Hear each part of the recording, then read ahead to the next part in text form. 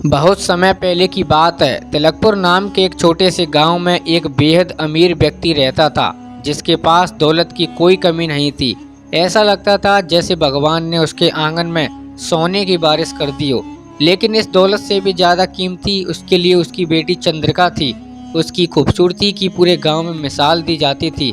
गांव की सारी सुंदरियां उसके आगे फीकी लगती थी। इसी गांव में एक युवक भी रहता था, जिसका असली नाम रामू था, लेकिन लोग उसे गरीब आशिक कहकर पुकारते थे। किस्मत ने उसके हिस्से में गरीबी लिख दी थी और वह उसी हाल में जीता रहा। उसके पास ना कोई धन दौलत थी, ना ही कोई बड़ी जायदाद। अगर कुछ था तो बस एक सच्चा दिल और गीत गाने की बेजोड़ कला। वह शादियों, उत्सव और अमीरों के जश्न में अपने मधुर स्वरों से लोगों का दिल बहलाता था। ऐसे ही एक विवाह समारोह में रामू ने पहली बार चंद्रिका को देखा था। उसकी खूबसूरती ने रामू के दिल पर गहरी छाप छोड़ दी थी। दोनों की नज़रें मिली और धीरे धीरे वे एक दूसरे को चाहने लगे। लेकिन चंद्रिका गरीब आशिक के लिए सिर्फ एक सपना थी, जिसे हकीकत बनाना नामुमकिन था। एक दिन रामू उदासी में डूबा बैठा था, तभी चंद्रिका उससे मिलने आई। उसने चिंता से पूछा, तुम इतने उदास क्यों हो? रामू ने गहरी सांस ली और कहा, मैं तुमसे बेइंतहा प्यार करता हूँ, लेकिन यह हकीकत भी जानता हूँ कि मैं तुम्हें कभी हासिल नहीं कर सकता। चंद्रिका ने मुस्कुराकर कहा, तुम हिम्मत क्यों हारते हो?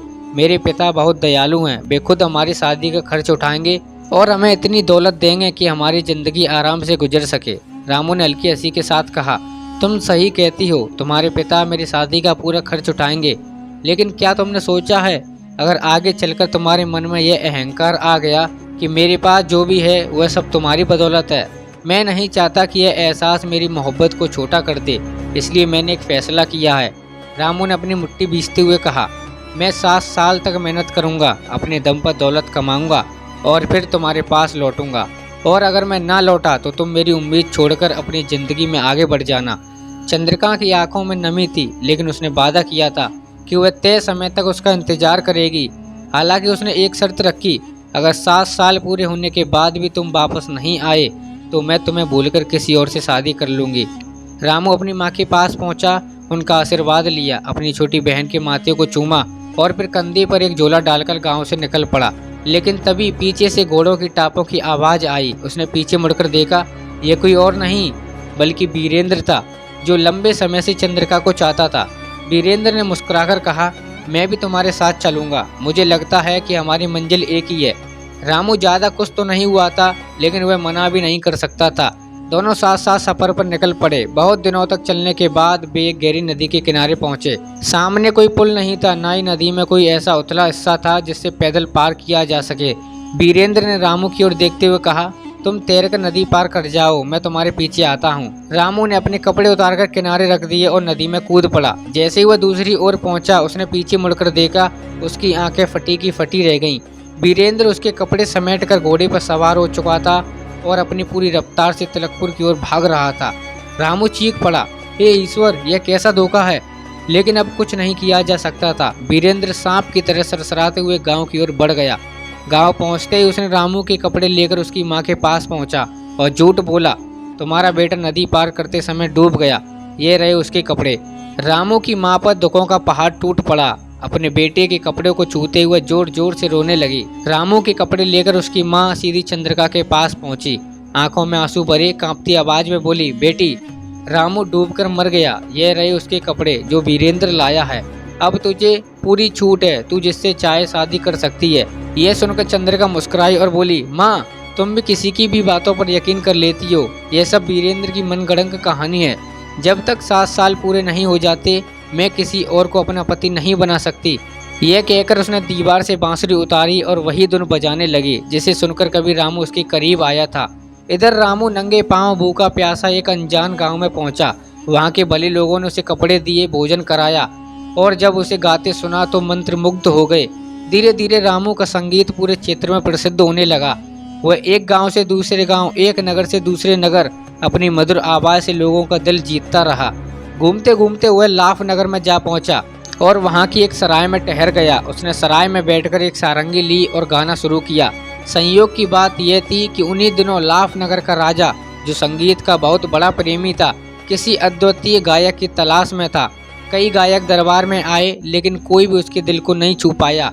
राजा के नौकर नगर नगर में भटककर थक चुके थे। एक दिन जब वे सराय के पास से गुजर रहे थे, अचानक उनके कानों में एक जादू भरी आवाज पड़ी। वे तुरंत भीतर गए और रामू से बोले, हमारे साथ चलो, राजा के दरबार में गाना गाना होगा, मना किया तो जान से हाथ धो बैठोगे। रामू हंसकर बोला, मैं आज़ाद आदमी हूँ, तिलकपुर मेरा घर है, मैं जहाँ चाहता हूँ वहाँ जाता हूँ, जब दिल करता है तब गाता हूँ, तुम्हारा राजा मेरा मालिक नहीं। लेकिन राजा के नौकरों ने उसकी एक न सुनी और जबरन उसे दरबार में ले गए। राजा ने उसे देखते ही कहा, गाना गाओ। रामू ने गाना शुरू किया। उसके गीतों में चंद्रिका के रूप और मोहब्बत की कहानी बसी थी। वह गाता रहा और राजा सुनता रहा। जैसे जैसे गीत आगे बढ़ा, राजा मंत्रमुग्ध हो गया। उसकी आंखों में चमक थी, दिल में हलचल थी। राजा इतना प्रभावित हुआ कि उसने रामू को अपने दरबार में रख लिया। सोने चांदी की वर्षा होने लगी, कीमती वस्त्र मिले, ऐशो आराम की कोई कमी नहीं रही। धीरे धीरे उसकी जिंदगी रंगीन हो गई। वक्त बीतता गया, लेकिन वह चंद्रिका से किया वादा भूल गया, या शायद भूलने लगा। 7 सालों में आखिरी साल खत्म होने वाला था, लेकिन रामू को अब भी तिलकपुर लौटने की सुध नहीं थी। इधर तिलकपुर में चंद्रिका अब भी उसका इंतजार कर रही थी। जब 7 साल पूरे होने को आए तो उसने एक सौदागर को बुलाया और उसे अपनी सारंगी सौंपते हुए कहा, इस सारंगी को अपने साथ ले जाओ, जहाँ भी जाओ इसे सम्मान से सजा कर रखना और यह ऐलान करना कि जो इसे अपना बता सके उसे यह सारंगी और एक बड़ा इनाम मिलेगा। सौदागर ने उसकी बात मान ली और अपने कारवा के साथ तिलकपुर से रवाना हो गया। वह जिस नगर में पहुंचता वहां सारंगी को सबसे प्रमुख स्थान पर रखता और ऐलान करता, लेकिन कोई भी इसे अपना बनाने नहीं आया। आखिरकार जब उसका सफर लगभग खत्म होने को आया तो वह लाफ नगर पहुंचा। वहां भी उसने ऐलान कर दिया। जब यह खबर फैली तो रामू ने भी इसके बारे में सुना। उसकी धड़कनें तेज हो गईं। वह भागता हुआ उस सराय में पहुंचा जहां सौदागर ठहरा था। वहां सजी हुई सारंगी को देखते ही उसकी आंखें नम हो गईं। कांपते हाथों से उसने सारंगी को छुआ और भर्राए गले से बोला, ये मेरी है। सौदागर मुस्कुराया और बोला, बिल्कुल सही, क्योंकि इसे पहचानने वाला ही इसका असली मालिक हो सकता है। लेकिन अब समय बहुत कम है, जल्दी से तिलकपुर पहुंचो। चंद्रिका ने कहा था कि अगर नियत समय पर तुम नहीं लौटे तो वह किसी और से शादी कर लेगी। यह सुनते ही रामू का सिर चकरा गया, उसके पांव लड़खड़ा गए और वह अपनी बेहोशी को रोकने की कोशिश कर रहा था। लेकिन उसके दिल में एक ही सवाल गूंज रहा था, क्या अब भी समय बचा है या सब कुछ खत्म हो चुका। तिलकपुर में शादी की घड़ी नज़दीक आती जा रही थी और उधर रामू के भाग्य का फैसला होने में केवल 7 ही दिन बचे थे। लेकिन तिलकपुर पहुंचने में कम से कम 30 दिन लगने वाले थे। उसने हार नहीं मानी, तुरंत एक घोड़े पर सवार हुआ और एक थैली में सोने के सिक्के लेकर निकल पड़ा। घोड़े की जान की परवाह किए बिना उसने पूरी ताकत से घोड़ा दौड़ा दिया। लेकिन जो होना था वही हुआ।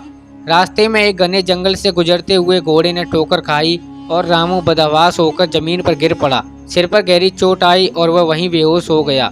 एक दिन बाद जब उसे होश आया तो खुद को एक कुटिया में पड़ा पाया।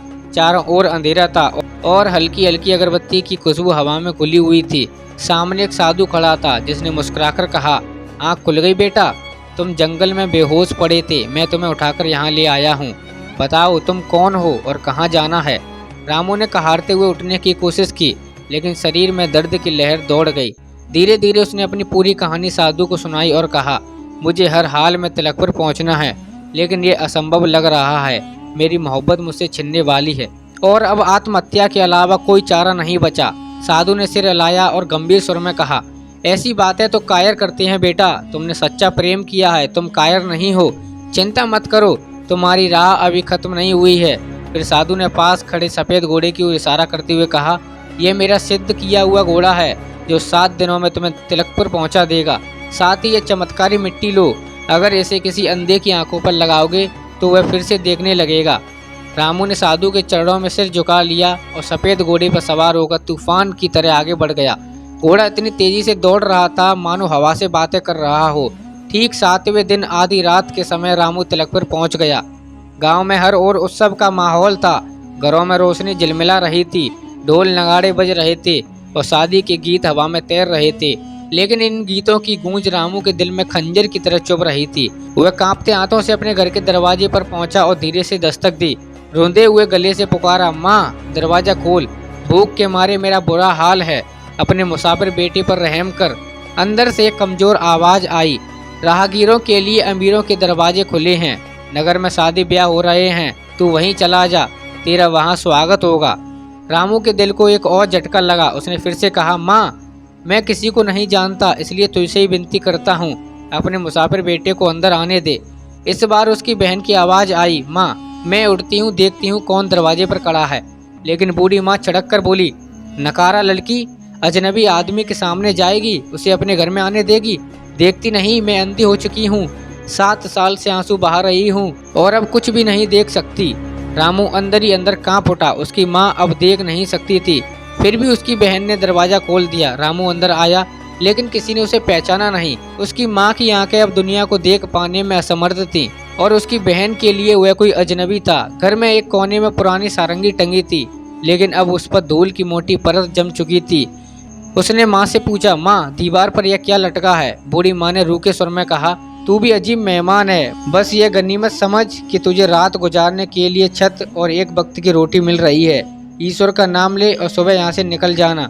रामू की आंखें भर आईं। उसने फिर से कहा, माँ मैं पहले ही बता चुका हूँ कि मैं तेरा बेटा हूँ और ये मेरी बहन है। मैं बस इतना जानना चाहता हूँ कि वह दीवार पर टंगी चीज़ क्या है। बूढ़ी माँ ने झुंझलाकर कहा, वह सारंगी है। रामू की सांसें रुक गईं। कांपते होठों से बोला, सारंगी? किसकी सारंगी? बूढ़ी माँ ने आह भरी और कहा, मेरे दुखियारे बेटे की। 7 साल से वह यहीं टंगी है, किसी भी जीवित आदमी ने इसे हाथ तक नहीं लगाया। रामू की बहन ने धीरे से सारंगी उतारी और उसे पकड़ा दी। जैसे ही उसके हाथों ने उस जानी पहचानी धड़कन को महसूस किया, उसकी आंखों से आंसू निकल पड़े। उसने सारंगी को सीने से लगाया, ऊपर आसमान की ओर देखा और कांपती आवाज में प्रार्थना की, हे ईश्वर, मैं अपने मन की इच्छा पूरी करने जा रहा हूँ, मेरा साथ देना।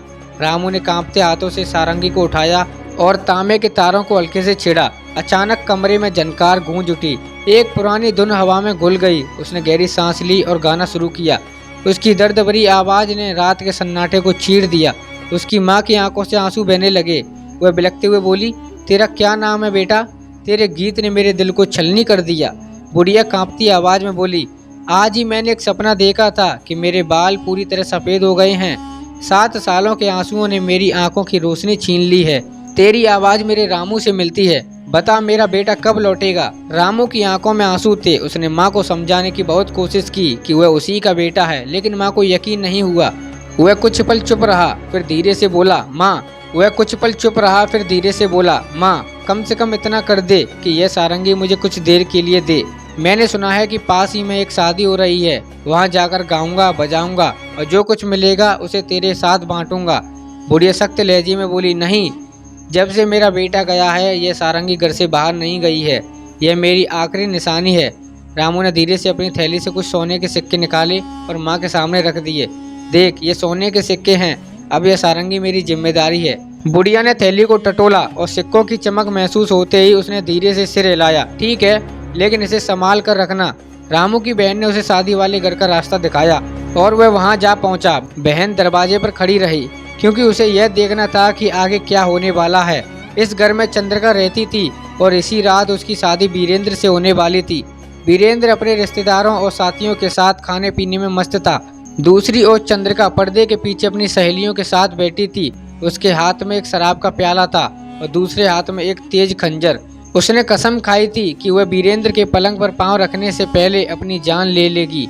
तभी उसने सुना कि कोई अजनबी आया है और गीत गाने की इजाजत मांग रहा है। वीरेंद्र ने हंसते हुए कहा, बेशक गाओ, यह खुशी का मौका है। गाने और नाचने वालों को भला कौन मना कर सकता है। अगर तुम्हारा गीत मुझे पसंद आया तो मैं तुम्हें इनाम दूंगा। रामू ने अपनी सारंगी उठाई, उसकी तारों को छुआ और गाना शुरू किया। लाभ नगर में मैंने मिस्री का जाम लगाया, 3 ही दिनों में मैं उड़कर यहाँ पर आया। वीरेंद्र का छोटा भाई, जो कुछ ज्यादा ही समझदार नहीं था, उसने तुरंत खंजर निकालकर चिल्लाया, झूठ बोलता है, लाभ नगर से कोई यहाँ 3 दिनों में कैसे आ सकता है। वीरेंद्र ने उसे शांत करते हुए कहा, अरे भाई, ये गायक है, अपनी कल्पना में यह तो दुनिया घूम सकता है, इसकी बातों को गंभीरता से मत लो। लेकिन उधर पर्दे के पीछे चंद्रिका की सांसें थम गई, उसकी आंखें चमक उठी। उसने अपनी सहेली से कहा, तू इसे नहीं पहचान सकती, लेकिन मैं इसकी आवाज़ पहचान गई हूँ। यह मेरे गरीब आशिक की आवाज़ है। इतना कहते उसने शराब का प्याला फेंक दिया और खंजर को दूर उछाल दिया। वह फिर पागलों की तरह दौड़ती हुई झरोखे के पास पहुंची, जहां से रामू को देखा। उसकी आंखों में आंसू भर आए। यह वही है। उसे अब और कुछ नहीं दिखा, न दुनिया, न समाज, न शादी की रस्म। वह भागती हुई रामू के पास पहुंची और उसके गले से लिपट गई। दोनों कुछ पलों तक बेसुध होकर पड़े रहे। वीरेंद्र का भाई यह देखकर आग बबूला हो गया। उसने खंजर निकाला और उन दोनों पर टूट पड़ा, लेकिन वीरेंद्र ने उसे रोकते हुए कहा, भाई रुक, अपना गुस्सा ठंडा कर। जो मेरे भाग्य में था मुझे वही मिला, और जो मेरा नहीं था मैं उसे कभी हासिल नहीं कर सकता। कुछ पलों बाद जब चंद्रिका को होश आया तो वह लाज के मारे लाल हो गई। उसने अपने हाथों से चेहरा ढक लिया और पर्दे के पीछे छिप गई। वीरेंद्र ने रामू की ओर देखा और गंभीर स्वर में पूछा, मुझे यह समझ नहीं आ रहा कि तुम इतने कम समय में लाप नगर से तिलकपुर कैसे पहुंचे। रामू ने हल्की मुस्कान के साथ कहा, यह एक लंबी कहानी है, लेकिन अब मैं तुम्हें सब सच बताता हूँ। इसके बाद उसने अपने सफर में हर मोड़ की दास्तान सुनाई। कैसे वह जंगल में गिरकर बेहोश हुआ, कैसे एक साधु ने उसकी जान बचाई, और कैसे उसने सिद्ध घोड़े और चमत्कारी मिट्टी प्राप्त की। इधर रामू की बहन जो दरवाजे पर खड़ी ये सब देख रही थी, दौड़कर अपनी माँ के पास गई। वह चिल्लाई, माँ, वह सचमुच मेरा भाई है और तेरा बेटा रामू है। बूढ़ी माँ कांपते हुए खड़ी हुई। बहन ने उसका हाथ पकड़ा और उसे वहां ले आई जहां दावत चल रही थी। रामू ने धीरे से अपना झोला खोला, उसमें से वह मिट्टी निकाली जिसे साधु ने उसे दिया था। उसने मिट्टी को पानी में घोला और उसकी माँ की आंखों पर लेप दिया। फिर वह बोला, अब तुम सबके सामने साबित हो जाएगा कि मैं झूठ बोल रहा हूँ या सच। जैसे मिट्टी का असर हुआ, माँ की आंखों में हलचल हुई। उसने धीरे से पलकों को खोला और कुछ धुंधला धुंधला सा नजर आने लगा। कुछ ही पलों में उसकी आंखों की रोशनी पूरी तरह लौट आई। वह कांपती आवाज में बोली, मैं देख सकती हूँ, मैं सच में देख सकती हूँ। पूरा दरबार इस चमत्कार को देखकर हक्का बक्का रह गया। अब किसी के मन में कोई संदेह नहीं रहा कि रामू ही उनका खोया हुआ बेटा है। दूसरी ओर वीरेंद्र, जो चंद्रिका से प्रेम करता था, उसकी आंखों में भी भीगापन था। उसने धीमे कदमों से आगे बढ़कर चंद्रिका का हाथ रामू के हाथों में रख दिया और हल्की मुस्कान के साथ बोला, तुम दोनों एक दूसरे के लिए ही बने हो, मुझे कोई शिकायत नहीं है। रामू की आंखों में खुशी के आंसू झलक पड़े। उसने वीरेंद्र की ओर देखा और कहा, सुन वीरेंद्र, मैं तेरा ही एहसानमंद हूँ। मेरी बहन भी उतनी ही खूबसूरत है और गुणवान है जितनी चंद्रिका। अब मैं अमीर भी हूँ तो वह भी चांदी और सोने से उतनी ही सजी होगी। अगर तुझे स्वीकार हो तो मैं चाहता हूँ कि तू मेरी बहन से विवाह कर ले। वीरेंद्र ने कुछ क्षण सोचा, फिर सिर झुका दिया और कहा, अगर यह तेरी इच्छा है तो मुझे इसमें कोई आपत्ति नहीं। इसके बाद रामू और चंद्रिका का विवाह धूमधाम से हुआ। साथ ही वीरेंद्र और रामू की बहन का भी विवाह हुआ। अब कोई गरीब नहीं था, कोई दुखी नहीं था। वे सभी खुशी और प्रेम के साथ नई जिंदगी की शुरुआत कर चुके थे। दोस्तों, यह थी एक प्रेम कहानी। आपको कैसी लगी कमेंट करके हमें ज़रूर बताएं, और अगर ये कहानी आपको पसंद आई तो इस वीडियो को लाइक ज़रूर करें।